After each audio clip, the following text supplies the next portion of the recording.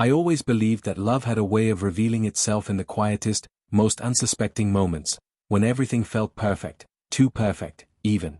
I was certain that the man I had chosen to spend my life with, Daniel, was my rock. He was charming, attentive, and endlessly supportive, the kind of fiancé every woman dreamed of. In the early days of our relationship, every glance and every word from him reassured me that I had found my forever. We had spent countless evenings walking along the river, talking about our dreams and our plans for the future. I trusted him implicitly, never suspecting that behind his warm smile and gentle reassurances, a secret lay buried deep, a secret that would eventually shatter everything I thought I knew about love and loyalty. The planning for our wedding had been nothing short of a fairy tale. From the moment Daniel proposed on a cool autumn evening beneath a canopy of twinkling lights, I was swept away in a whirlwind of excitement and hope. I spent months imagining the perfect day, the soft murmur of well-wishes, the delicate clink of champagne glasses, and the sight of my parents beaming with pride as I walked down the aisle. Every detail had been meticulously planned, every moment seemingly scripted by fate to celebrate our union. I allowed myself to be consumed by the romance of it all, trusting that every piece of the puzzle would fall into place without a hitch. Yet, as the days grew closer to the wedding, subtle cracks began to appear in the glossy surface of our relationship. I noticed that Daniel's phone, which once lay casually on the kitchen counter, was now hidden away in the depths of his briefcase. Late-night texts and whispered phone calls became more frequent, and when I inquired about them, he would offer only vague reassurances that nothing was amiss. I brushed aside the uneasy feeling that pricked at the edges of my mind, attributing it to the stress of planning a wedding and the inevitable chaos that accompanies such an event. I was determined to trust him, to believe that our love was strong enough to withstand any minor obstacles. My instincts, however, would not be silenced for long. One evening, while I was sorting through a box of old photographs in the attic, I came across a small, folded envelope tucked away between some faded letters. Curious, I opened it to discover a set of wedding invitations, one of them addressed not to me, but to another woman. The envelope bore the elegant handwriting of someone I had never met, and it was clear from the embossed gold lettering that it was intended for a wedding celebration. At first, I thought it must have been a mistake, an accidental inclusion among our own correspondence. But as I carefully examined the invitation, my heart pounded with a realization that struck me like a bolt of lightning. It was for a second wedding, one that I was not a part of. I remember that night as if it were etched in my memory in painful detail. I sat alone in the dim light of my bedroom, the invitation trembling in my hands as I reread its contents over and over. Every word seemed to mock me, every flourish of the calligraphy a cruel reminder of the deception that had been woven into the fabric of my life. The invitation mentioned a date that was only a few weeks away, a date that clashed with our own wedding day. The realization that Daniel had been hiding a secret engagement, a life that included another woman, was almost too much to bear. How could he lead me on, promising a future filled with love and devotion, while simultaneously keeping a second commitment hidden in the shadows? In the days that followed, I became consumed with a need for answers. I spent sleepless nights scrolling through social media, looking for any hint of the mysterious woman, any clue that might explain the riddle of Daniel's double life. I combed through old emails, searching for messages that might hint at secret rendezvous or unaccounted-for absences. Every trace of his digital footprint seemed meticulously scrubbed clean, as if he had anticipated this moment of reckoning.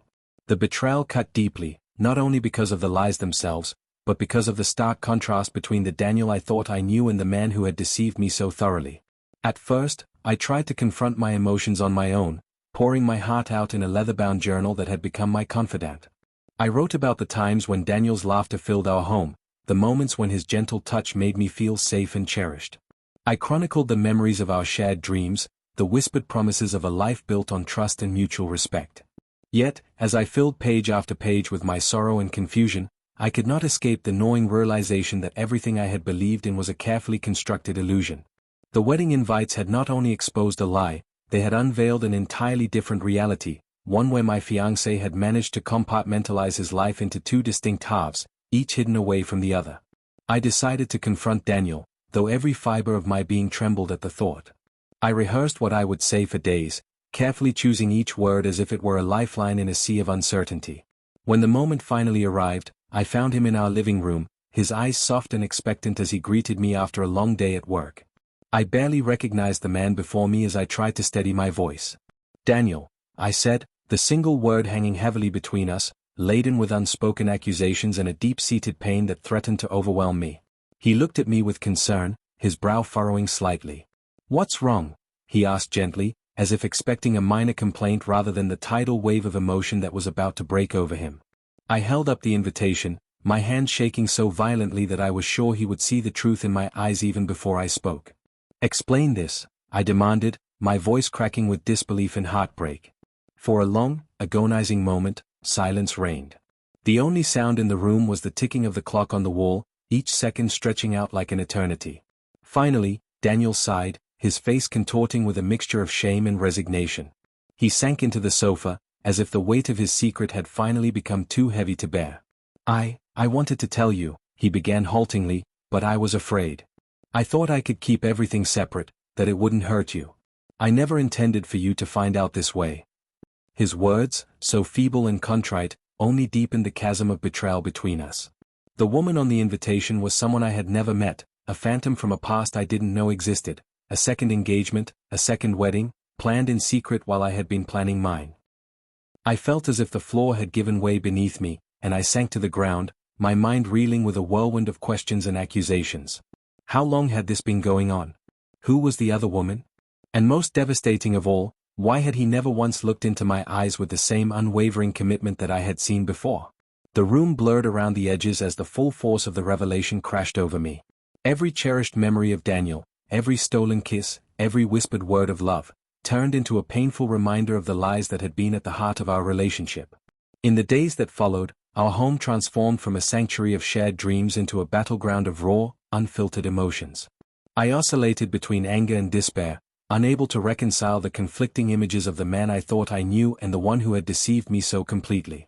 Daniel's attempts to explain himself, his apologies and feeble promises to make amends, fell on ears that were too shattered to hear reason. I spent long hours staring blankly at the invitation, its elegant script a constant, haunting reminder of the duplicity that had undermined everything I believed in. Friends and family began to notice the change in me, a deep melancholy that had replaced the radiant joy I once carried. My best friend, Andrea, reached out with concerned eyes and gentle words, urging me to see that I deserved better than a love built on secrets and betrayal. "You have to let him go," she told me softly one rainy afternoon as we sat in a cozy cafe, the patter of raindrops on the window echoing the tears I dared not shed in public. But how could I let go when the promise of forever had been so vividly painted in my mind, only to be shattered by a single piece of paper? I tried to gather the remnants of my composure, reminding myself that I had always been strong, that I had overcome obstacles before. But nothing in my past had prepared me for the devastation of learning that the man I was about to marry had built a double life, a life that included another woman who had, in his own words, been part of his other future. The revelation sent shockwaves through every aspect of my existence. I began to question not only my relationship with Daniel, but also the very nature of trust and love. If someone could so seamlessly compartmentalize their life, how could I ever be sure of what was real? As the wedding day drew nearer, the planning that had once filled me with excitement turned into a bitter reminder of the false promises that had guided our union. The once vibrant wedding invitations that I had lovingly designed, the carefully chosen decor, and the meticulously planned guest list all became symbols of a future that was now tainted by betrayal. Every detail was a jarring contrast to the reality I was forced to confront. The life I thought I was about to begin was nothing more than an elaborate facade, built on lies and hidden agendas. I found myself wandering through our favorite park in a daze, the autumn leaves swirling around me as if echoing the chaotic swirl of my emotions. The crisp air bit at my skin, each gust of wind a reminder of the harsh truth I could no longer ignore. I sat on a weathered bench, gazing at the vibrant tapestry of fall colors, and for a long moment, allowed myself to simply feel, grieve, even. I realized that I was mourning not just the loss of a relationship, but the shattering of the idealistic dream that had sustained me through so many lonely nights. I had built my future on the promise of unconditional love and trust, only to see it crumble in the wake of deceit. That evening, as dusk settled and the sky turned a melancholy shade of purple, I decided that I needed to confront the situation head-on. I drafted a letter to Daniel, a mixture of anger, sorrow, and a desperate need for answers. I wrote about every little moment that had suddenly taken on a sinister significance, the way he had brushed off my questions about his late-night phone calls, the half-hearted explanations that now rang hollow, and the subtle signals that had once seemed like mere quirks of personality. Every sentence was a catharsis, a raw outpouring of a heart that had been trampled by betrayal. When I finally pressed send on that email, I felt a fleeting sense of release, as if by putting my pain into words, I had somehow taken back a small piece of my shattered self. In the following days, the silence from Daniel was almost as painful as the truth itself. I awaited his response with a mix of dread and longing, dread for the inevitable pain that would come with his words, and a desperate longing for the closure I so desperately needed. I reached out to him several times, my voice trembling with vulnerability, but each attempt was met with evasive replies and vague promises that he would explain everything soon. The uncertainty gnawed at me, each unanswered call a painful reminder of the deception that had infiltrated every aspect of our lives. Meanwhile, whispers began to spread among our circle of friends. Some had heard snippets of conversations, others had seen glances exchanged between Daniel and someone I had never seen before. The rumor mill churned with speculation, each new detail adding another layer to the mosaic of betrayal that now defined my reality. It was as if the truth had seeped out from the confines of our private lives, becoming a public spectacle that I was forced to endure. At family gatherings, I noticed how the atmosphere shifted whenever Daniel's name was mentioned, a quiet tension replacing the once joyful chatter. I was forced to confront the fact that our private betrayal had now invaded the spaces I had once considered safe. The weight of it all became almost unbearable. I began to question my own worth, wondering how I had been so blind, so naive, to trust a man who could so casually lead a double life. My nights were plagued by restless dreams where Daniel's voice echoed in the darkness, whispering apologies that felt as empty as the promises they accompanied.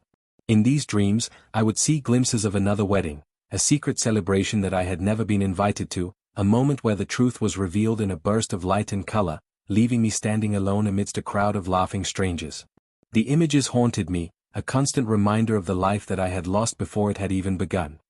One particularly bitter afternoon, as I sat alone in the quiet of our now silent apartment, I found myself poring over the wedding invitation once more. The delicate calligraphy, the elegant design, and the precise wording, all of it conspired to mock me with the reality of Daniel's betrayal. I realized that this invitation, which had been intended as a celebration of love, had become a symbol of my own shattered illusions. In that moment, I made a decision to reclaim my life from the clutches of deception. I would no longer allow the lies of one man to define my future. I resolved to confront this betrayal not with rage alone, but with the determination to rebuild and rediscover who I was meant to be. With trembling hands, I began to draft a plan to disentangle myself from the web of secrets that had enveloped our relationship. I reached out to a trusted friend, someone who had always been a beacon of strength in my darkest moments, and shared every painful detail, the hidden invitation, the unanswered questions, the gnawing feeling that nothing in our relationship had been as genuine as I had believed. Her unwavering support, delivered in gentle, patient tones, gave me the courage to take the first step toward a future free of deceit. "You deserve a love that is honest," she told me, her words a balm to my wounded heart, "and you must never settle for anything less than that." As I prepared for the confrontation that I knew was inevitable, I tried to gather my thoughts and piece together the fragments of a life that now felt irrevocably altered. I spent long hours in quiet contemplation, sitting by the window as I watched the world outside continue unabated, indifferent to the personal storm raging within me. I allowed myself to feel every emotion, from the depths of despair to the flickers of hope that occasionally broke through the darkness. In those moments of solitude, I began to realize that this betrayal, as excruciating as it was, might also be the catalyst for a profound personal transformation, a chance to rediscover my own strength and rebuild a life that was truly my own. Now, standing at the threshold of a future that was both uncertain and strangely liberating, I resolved that I would no longer allow Daniel's hidden past to control my destiny. The secret that had been so meticulously concealed in the pages of a wedding invitation would, in time, become nothing more than a painful memory, a reminder of the importance of honesty, trust, and the courage to face one's own truth. Even as the days ahead promised to be fraught with difficult conversations and heart-wrenching decisions, I felt a small spark of determination ignite within me. I would confront this betrayal, learn from it, and ultimately reclaim the life I had once believed was mine. As the sun set on that tumultuous day, I sat alone with my thoughts, the fading light painting the room in hues of orange and purple. I took a deep breath, feeling for the first time in weeks a sense of resolve rising from the ashes of my shattered dreams. The journey ahead would be long and painful, but I knew that every step I took was a step away from the deception that had defined my past. I was determined to forge a future built on truth, a future where I would no longer be defined by the lies of someone who had once promised me everything. And so, as I closed my journal that night with trembling hands and a heart heavy with both sorrow and newfound strength, I knew that the path before me was not one of despair, but of possibility. The invitation, with all its cruel implications, had opened my eyes to the reality that I had been living, a reality where appearances were deceiving and where love, when tainted by deceit, could never truly flourish. In that moment, I vowed to myself that I would no longer be a passive victim of secrets and lies. I would rise from this betrayal, piece by piece, and rebuild a life that was honest, real, and entirely my own. As I drifted off to sleep, the echoes of the day's revelations mingled with the soft hum of the night, and I felt a stirring of hope in the depths of my soul. The journey had just begun, and though the road ahead was shrouded in uncertainty and pain, I was ready to take the first step toward reclaiming my future. Even as the ghost of Daniel's hidden affair and secret second engagement loomed large in my thoughts, I resolved that the love I deserved was out there, waiting, somewhere, beyond the wreckage of broken promises. And with that thought, I embraced the coming dawn with a fragile yet defiant optimism, determined to rebuild my life from the ground up, one honest moment at a time. I felt as if the world had tilted on its axis, plunging me into a realm where nothing was as it once seemed. In the days that followed the explosive revelation, I found myself adrift in a storm of emotions so fierce that every step felt uncertain, as if I were walking along a tightrope suspended above an endless abyss. The wedding that had once symbolized the promise of forever had now transformed into a grim reminder of betrayal. Every whispered promise, every tender word that had once filled my heart with hope, now echoed hollowly in the silence of my despair. I spent long, sleepless nights consumed by a torrent of questions. How could the man I loved have constructed such an elaborate deception? What had driven him to hide a second engagement so carefully, like a secret locked away in the recesses of his soul? In the early morning hours, when the world was shrouded in darkness and the only light came from the pale glow of the street lamps outside my window, I would lie awake, replaying every moment of our time together in a desperate search for clues. My mind, once a sanctuary of shared dreams and laughter, had become a battleground where the fragments of a broken trust fought relentlessly against the remnants of my former hope. In an attempt to anchor myself amid the chaos, I turned to the one refuge that had always offered solace in times of turmoil, my journal. With trembling hands, I filled page after page with raw, unfiltered emotion, each sentence a testament to the agony and confusion that had overtaken my existence. I wrote about the days when Daniel's laughter would light up our home, and the nights when his embrace promised that I was safe from the harsh realities of the world. Now, every memory of those happier times stung with the bitter taste of lies, each recollection a cruel reminder of the person I had thought I knew. My words became both a cry for help and a desperate bid for clarity, a way to externalize the whirlwind inside me in hopes that, somehow, understanding might emerge from the chaos. As the days passed, the raw pain began to be punctuated by a simmering anger, a burning need to confront the man responsible for dismantling the very foundation of my life. I reached out to Andrea, my dearest friend who had been a steady presence through every twist and turn of my journey. Over countless cups of tea in her cozy kitchen, I recounted every painful detail, from the discovery of the second wedding invitation to the cold confession that followed. Andrea's eyes, filled with both sorrow and a fierce determination, urged me to take control of my destiny. "You must reclaim your power," she insisted softly, her voice resolute. "Don't let his lies define who you are. You deserve honesty, love, and the freedom to build a life that isn't shadowed by deceit." Her words resonated deeply within me, planting the seeds of a quiet resolve that slowly began to bloom amidst the darkness. With Andrea's support bolstering my courage, I resolved that the next step was to confront Daniel face to face. I knew that seeking answers was not merely an act of retribution, but a necessary journey toward understanding the full scope of the betrayal and, perhaps, reclaiming a piece of myself that had been lost. I scheduled a meeting at a small, secluded cafe, a place that, with its soft lighting and muted background hum, felt neutral and safe for an encounter fraught with raw emotion. The day of the meeting arrived with a chill in the air, the sky heavy with overcast clouds that mirrored the weight in my heart. As I walked into the cafe, every step felt deliberate, each one an assertion of my determination to no longer be a passive victim of the secrets that had been kept from me. When Daniel arrived, he looked markedly different from the man I had once known. His eyes, which had once sparkled with the promise of a shared future, now betrayed a deep weariness and a hint of regret. We sat down across from each other at a small table by the window, and for a long moment, neither of us spoke. The silence was palpable, filled with the unspoken acknowledgement of the shattered trust between us. Finally, I broke the stillness. "Tell me everything," I demanded, my voice trembling between anger and sorrow.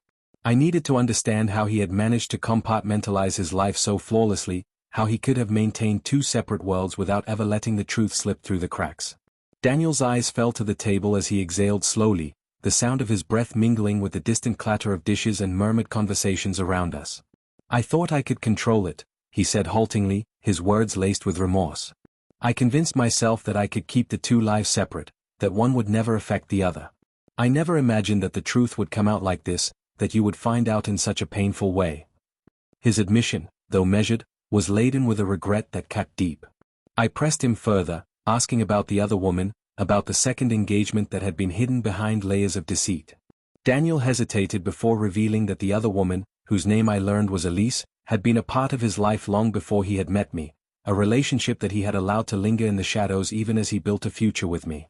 As he spoke, a maelstrom of emotions churned inside me: disbelief, anger, and a profound sadness that threatened to overwhelm every rational thought.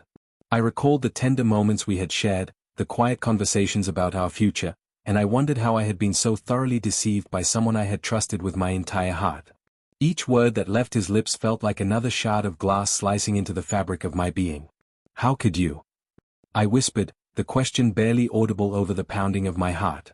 "How could you live a lie for so long, pretending that I was the only one, when you knew deep down that your heart belonged to someone else?" My voice cracked under the weight of the pain, and for a long moment, Daniel said nothing, his silence speaking volumes. The conversation dragged on in a haze of bitter confessions and attempts at justification. Daniel explained that he had been trapped by his own fears and insecurities, a fear of commitment that had driven him to seek solace in the arms of another, even as he clung to the semblance of a perfect life with me. He admitted that he had been weak, that his choices were a betrayal not just of me, but of the ideals of honesty and integrity that he had once held dear. Despite the clarity of his words, I found no comfort in his explanations. Instead, they only deepened the chasm of despair that had taken root within me. Every excuse he offered, every plea for forgiveness, felt like a thread that further unraveled the tapestry of trust one had so painstakingly woven. After what felt like an eternity, our conversation came to an abrupt halt, leaving a heavy silence between us that was filled with the echoes of lost dreams. I left the cafe with a shattered heart and a mind reeling from the revelations, each step away from that painful encounter a reminder that the life I had envisioned was now irrevocably altered. The city, with its bustling streets and vibrant colors, seemed to mock me with its indifference. Every familiar landmark was now tainted by the memory of that day, a day when the truth had been laid bare in all its brutal clarity. Returning home was an exercise in painful reflection. Every room in our apartment was a relic of happier times, a stark contrast to the present reality that now loomed large. I wandered through the spaces that had once been filled with laughter and love, and with every step, I felt the ghost of the past pressing in on me, whispering of what had been lost. In the quiet solitude of my room, I locked myself away with my thoughts, the pages of my journal absorbing the raw, unfiltered emotion that surged through me like a tidal wave. I wrote about the betrayal, the shock, and the searing pain of discovering that the man I had believed was my future had been living a lie that was as elaborate as it was devastating. Days turned into weeks, and as I grappled with the aftermath of the revelation, I found myself caught in a limbo between anger and the slow, agonizing process of healing. I began attending therapy sessions, seeking professional guidance to navigate the labyrinth of my emotions. In the safe confines of a softly lit office, I recounted my story to a compassionate counselor who listened without judgment, offering gentle insights that nudged me toward a deeper understanding of my own resilience.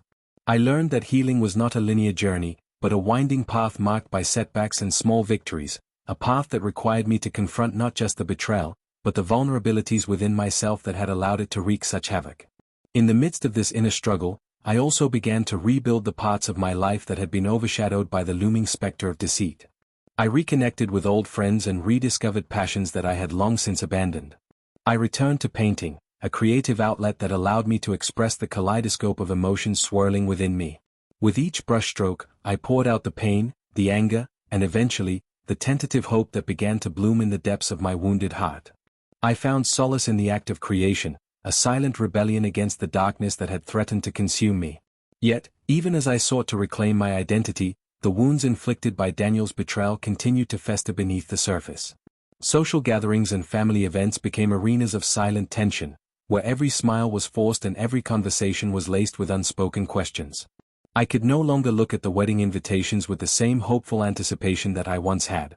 Instead, they now served as painful reminders of a future built on deception, a future that had been snatched away in an instant. I struggled to maintain a facade of normalcy in public, even as my inner world was in disarray. There were moments when I felt the urge to confront Daniel once more, to demand further explanations or even an apology that would somehow erase the scars. But each time, the weight of my own exhaustion held me back, leaving me to confront the aftermath alone.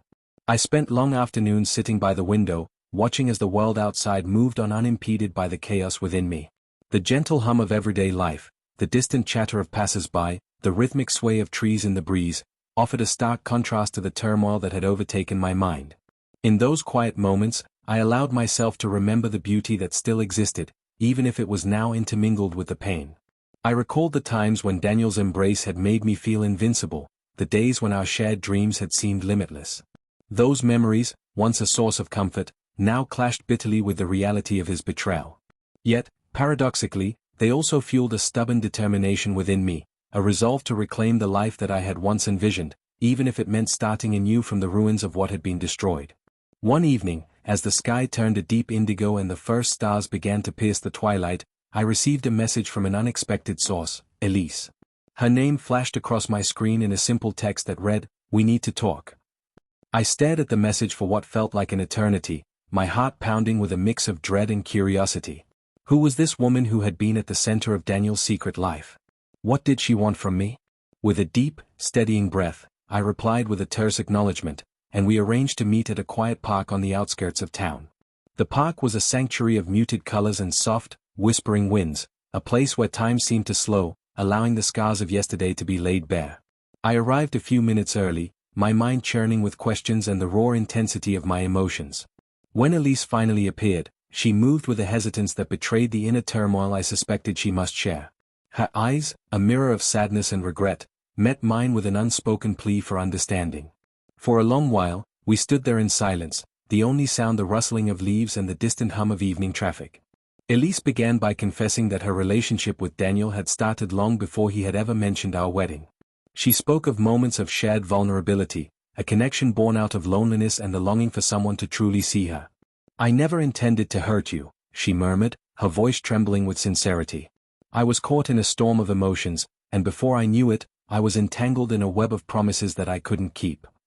As she spoke, I felt a surge of conflicting emotions, an odd mixture of pity for the pain that had ensnared her, and a deep-seated anger that I had been left to suffer the consequences of her involvement.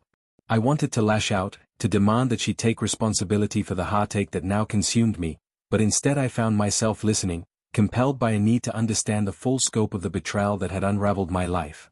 We spoke for what felt like hours, each word peeling back another layer of the deception that had cloaked our relationship. Elise admitted that she, too, had been misled by Daniel's assurances and that she had eventually realized that she was nothing more than a pawn in a game of lies. Her voice, though laden with regret, carried an air of resignation, a recognition that some truths, once revealed, could never be undone. By the time we parted ways, I was left with more questions than answers, but also with a small measure of clarity about the complex interplay of emotions that had led to this point.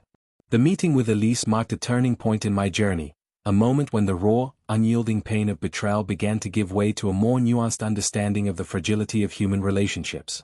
I realized that, while Daniel's actions had shattered my world, they also forced me to confront the inherent imperfections in every love story. The path to healing, I learned, was not about erasing the past but about finding the strength to rebuild in its wake.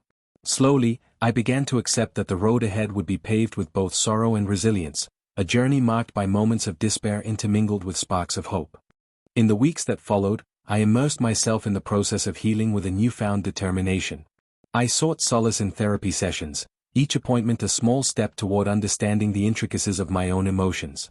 I reconnected with old passions, reading, writing, and even the simple pleasure of long, meandering walks through nature. Each day became a deliberate act of self-care, a quiet rebellion against the forces of betrayal that had once seemed insurmountable. I began to see that, while the wounds might never fully disappear, they could serve as markers of growth, a testament to my ability to endure, to adapt, and ultimately, to rise above the ashes of deception.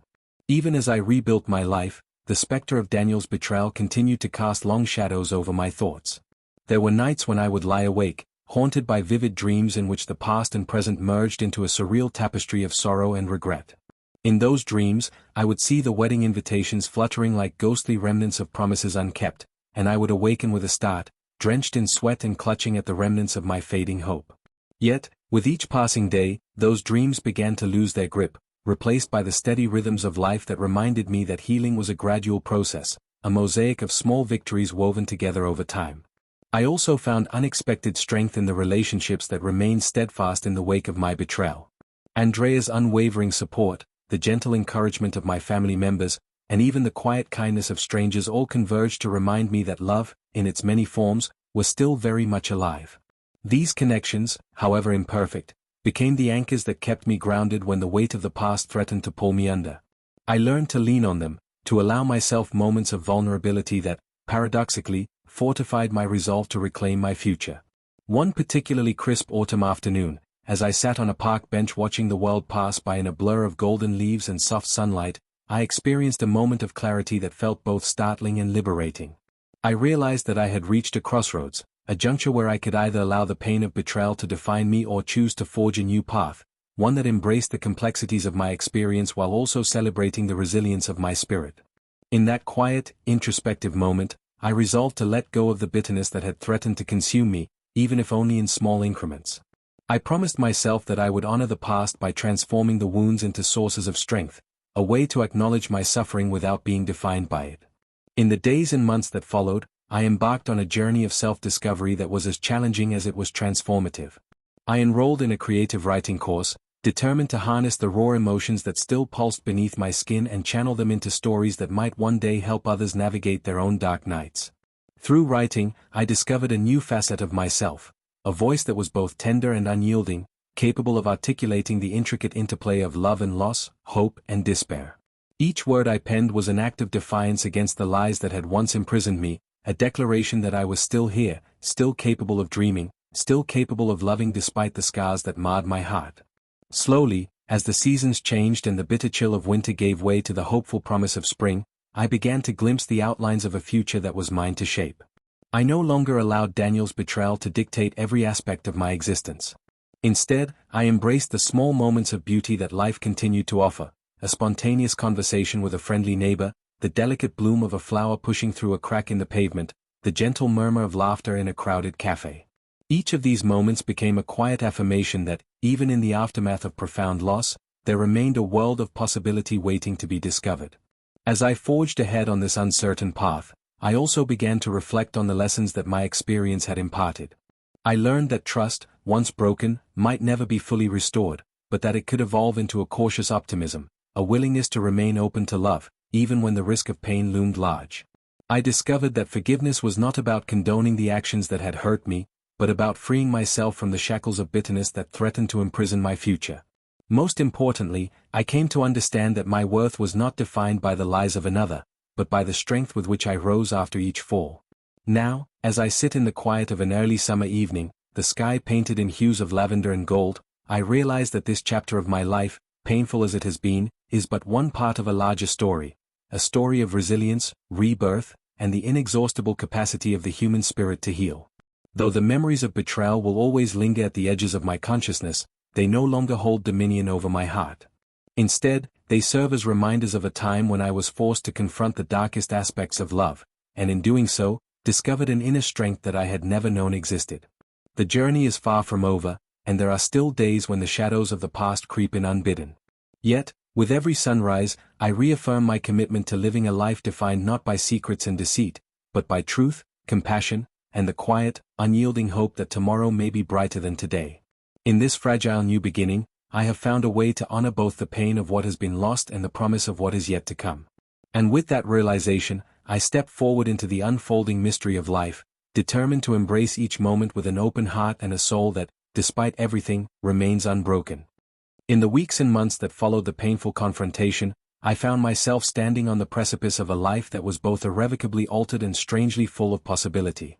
The raw edges of betrayal, once so sharp and consuming, had begun, ever so slowly, to dull into scars that whispered of past wounds rather than bleeding open with every memory. I spent many long nights wrestling with the complexity of my own emotions, caught between a fierce desire for retribution and an even stronger urge to reclaim the parts of me that had been buried beneath heartbreak. It was as if I were in the midst of a relentless storm, a tempest that raged within, churning doubts and regrets while urging me to seek the calm that lay beyond the horizon of deceit. In the solitude of my new routine, I gradually learned that the journey toward healing was less about the abrupt erasure of pain and more about the quiet art of transformation. I began by confronting the remnants of our shared past, the wedding invitations, the carefully chosen photographs that had once captured moments of bliss, and even the echoes of whispered promises that seemed now to mock my shattered illusions. Every object, every memory was infused with the bittersweet residue of what had been lost, but as I examined each one, I discovered subtle lessons hidden within their folds. The invitation that had first shattered my world, with its elegant script and cruel implication, became a symbol not solely of betrayal but of the unyielding truth that sometimes the promises we make are as fragile as they are beautiful. I decided to transform that symbol of deceit into something that could serve as a reminder of my strength rather than my sorrow. I gathered all the remnants of the wedding plans, every envelope, every scrap of paper that had once promised a future, and placed them in a box. With deliberate care, I decorated the box with a collage of photographs and mementos that celebrated the person I was, not the person I had been led to believe I would become. It was a small act of defiance against the false narrative Daniel had tried to script for my life, a way to reclaim ownership over the fragments of my shattered dreams. As I sealed the box, I felt, for the first time in what felt like an eternity, a tentative spark of hope, a promise that I could rebuild something real and lasting, forged from the lessons of my pain. Yet the path forward was not linear. There were days when the memories would surge unexpectedly, when a familiar scent, a shared laugh in a crowded room, or the soft glow of a sunset would transport me back to moments of intimacy and trust. In those fleeting instants, the old wounds would reopen, and the heartache would return in a flood of bitter recollection. I would stand in the doorway of my apartment, feeling the weight of every broken promise and every tear that had fallen, and wonder if I would ever be able to move beyond the betrayal that had once seemed insurmountable. It was during one of these moments of quiet despair that I reached out to an old mentor, a wise, gentle soul who had once guided me through the complexities of life with patience and understanding. Over countless cups of herbal tea in the warm glow of his study, I recounted my story from the beginning, the blissful promises of our engagement, the slow but sure realization of Daniel's hidden life, and the gut-wrenching confrontation that had changed everything. He listened intently, his eyes kind yet penetrating, as though he were looking not just at my pain, but into the depths of my resilience. Healing, he told me softly, is not about forgetting what happened or erasing the scars. It's about learning to live with them, to let them remind you that you are capable of enduring, and that each scar is proof that you have overcome something truly devastating. The truth is, you are far stronger than you realize. His words, simple yet profound, resonated within me, slowly kindling a sense of inner strength that had lain dormant beneath layers of sorrow. Inspired by our conversations, I began to explore new avenues of self-expression. I enrolled in a creative writing workshop at a local community center, where I found that the act of putting my emotions into words became both a cathartic release and a bridge to a future unburdened by the past. In the safe space of that classroom, I met others who, like me, had known heartbreak and betrayal. Their stories, diverse in detail but similar in their raw honesty, offered me a comforting sense of solidarity, a reminder that I was not alone in my struggle. Together, we began to share our journeys, each narrative a testament to the resilience of the human spirit and the capacity to find beauty even in the midst of sorrow. I started to write short stories that wove together threads of love, loss, and renewal. One tale recounted the journey of a young woman who, after enduring a devastating betrayal, embarked on an odyssey of self-discovery that led her to unexpected places, quiet hamlets, bustling city streets, and ultimately, to the realization that true love begins with accepting oneself. Each story was a small beacon of hope, a fragment of light that illuminated the darkness of my past and pointed toward a future where my worth was defined not by the actions of another, but by the strength I summoned in the face of adversity. As the months slipped by, I began to notice subtle yet significant changes in the way I navigated the world. I found myself smiling more easily, laughing without the underlying tremor of anxiety that had once been my constant companion. The simple acts of daily life, the aroma of fresh coffee in the morning, the sound of birds singing outside my window, the feel of cool grass beneath my feet on an afternoon walk, took on new meaning. They were not reminders of what I had lost, but affirmations of life's enduring beauty, small miracles that insisted on the possibility of joy despite the scars of yesterday. Family gatherings, once fraught with painful tension, began to evolve into opportunities for honest conversation and tentative reconciliation. My parents, too, had been forced to confront the fallout of Daniel's duplicity, and though the wounds in our family would never fully heal, we began to rebuild trust through shared vulnerability. Over time, Quiet dinners turned into heartfelt discussions about accountability, forgiveness, and the ways in which each of us could move forward with dignity. I learned that forgiveness was not about condoning the betrayal or erasing the memory of what had happened. It was about freeing myself from the chains of bitterness that had threatened to hold me captive. It was about choosing to see beyond the deception, to recognize that my worth was not diminished by the actions of someone else, no matter how deeply those actions had cut. There were, of course, moments when the past would intrude unbidden, when a familiar song would play on the radio or an old photograph would trigger a surge of emotions that left me breathless with longing and regret. In those moments, I would pause and allow myself to feel, to grieve the loss of the dreams that had once been so vivid. I found that by acknowledging the pain rather than suppressing it, I could slowly transform it into something that enriched my understanding of who I was. The wounds, I realized, were not marks of weakness but of survival, a visible reminder of battles fought and won, of a heart that had been shattered and yet, remarkably, had continued to beat with the fierce rhythm of life. One crisp spring day, I decided to take a symbolic step toward closure. I gathered the last remnants of the past, the box of wedding invitations, the letters filled with promises that were never kept, the small tokens that had once represented a future now lost, and headed to a quiet riverbank at the edge of town. With the gentle murmur of the water as my witness, I opened the box and, one by one, read aloud the words that had once filled me with hope and now stung with betrayal. As the wind carried the fragments of paper downstream, I felt a sense of release, a small, yet profound, act of letting go. In that moment, I realized that while the scars would remain, they no longer needed to define me. I had the power to reclaim my narrative, to write a new chapter that honored both the pain of the past and the promise of a future yet to be written. In the months that followed that symbolic release, I devoted myself to building a life that reflected my newfound understanding of self-worth and resilience. I began volunteering at a local shelter, finding that the act of giving back helped to fill the emptiness that had once consumed me. I reconnected with passions long neglected, taking long bike rides along winding country roads, spending lazy afternoons with a well-loved book, and even learning to play the guitar, its soft melodies echoing the slow, steady rhythm of my healing heart. Each of these endeavors was a small victory, a quiet affirmation that life, despite its trials, was filled with opportunities for joy and renewal. Slowly, I also began to open myself to the possibility of love once more. I met new people, individuals who approached me with gentle curiosity and an openness that contrasted starkly with the guardedness I had once worn like armor. I allowed myself to be vulnerable in measured doses, to share pieces of my story and to listen to the stories of others. With every new connection, I felt the boundaries around my heart soften, the heavy layers of betrayal and grief gradually giving way to a cautious optimism. It was not an easy process. Trust, once broken, took time to rebuild, and I learned that it was perfectly acceptable to proceed slowly, to savor the small moments of genuine connection without forcing myself into a future I was not yet ready to embrace fully.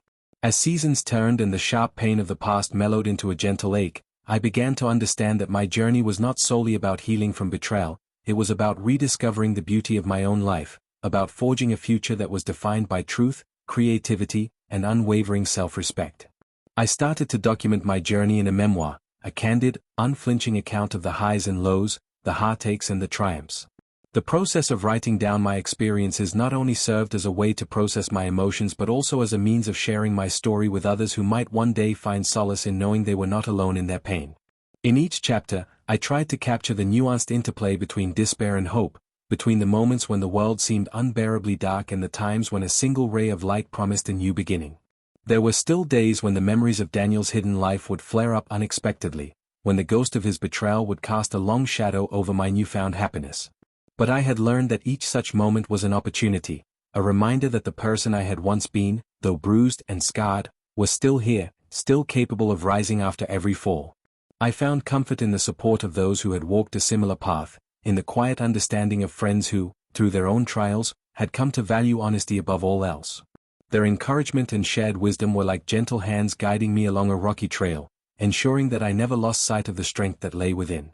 At last, I reached a place where the past no longer dictated the entirety of my existence. I understood that the betrayal I had endured, as painful as it was, had also revealed a truth about myself, a truth that I was capable of enduring, evolving, and ultimately, thriving in spite of heartache. I recognized that while Daniel's secret engagement had torn through the delicate fabric of my trust, it had also unraveled the false narratives that had confined me. I was free to rebuild, free to redefine what love meant on my own terms. In that freedom, I discovered a profound sense of empowerment, one that came from the knowledge that I could shape my own destiny, regardless of the lies that had once clouded my vision.